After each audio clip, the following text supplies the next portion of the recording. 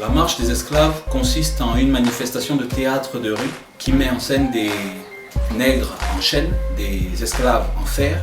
Et son objectif est de contribuer à la vulgarisation de la connaissance de l'histoire de l'esclavage.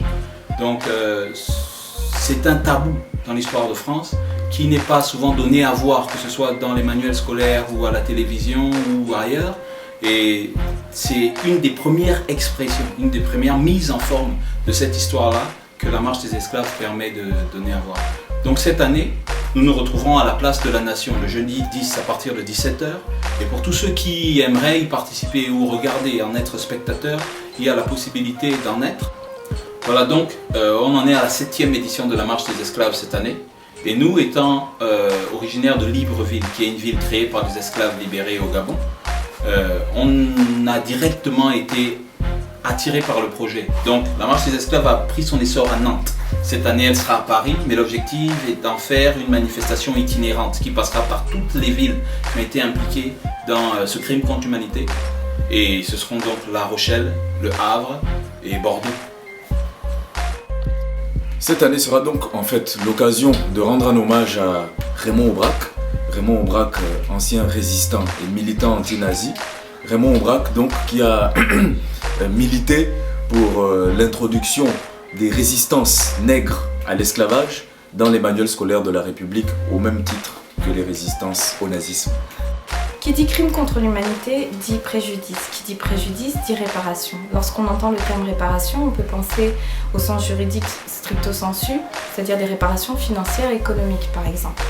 Dans la démarche dans laquelle on s'inscrit aujourd'hui, c'est prendre en compte la dimension humaine, psychologique, culturelle et spirituelle.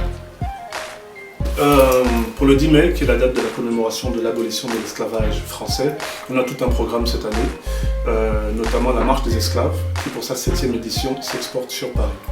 Sur Nantes, au 70 rue Cougnier, où il y a notre rue Branja, il y aura Mauvaise Haleine, donc Laure de Comindon, Mathieu Seigneur Lyon, et on aura 3 invités de marque, notamment Malak Shabazz, qui est la fille de Malcolm X, et qui en elle-même représente la continuité de l'œuvre de son père aujourd'hui, qui n'est plus à présenter.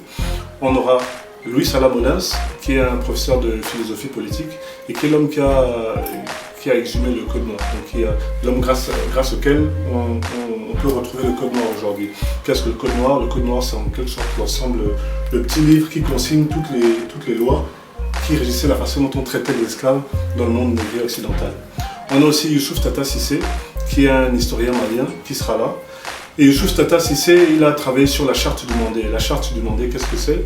C'est une sorte de déclaration universelle des droits de l'homme qui a été déclamée de façon orale en 1222 dans l'Empire du Mali lors de l'intronisation de l'empereur Soundiata Keïta. Il en parlera, c'est quelque chose de très intéressant parce qu'on parle de 1222 où il y a un petit parallèle qui peut être fait avec presque 500 ans plus tôt avec la Déclaration universelle des droits de l'homme occidentaux. Et voilà, tout ça c'est le programme du 10 mai pour nous et on vous y invite.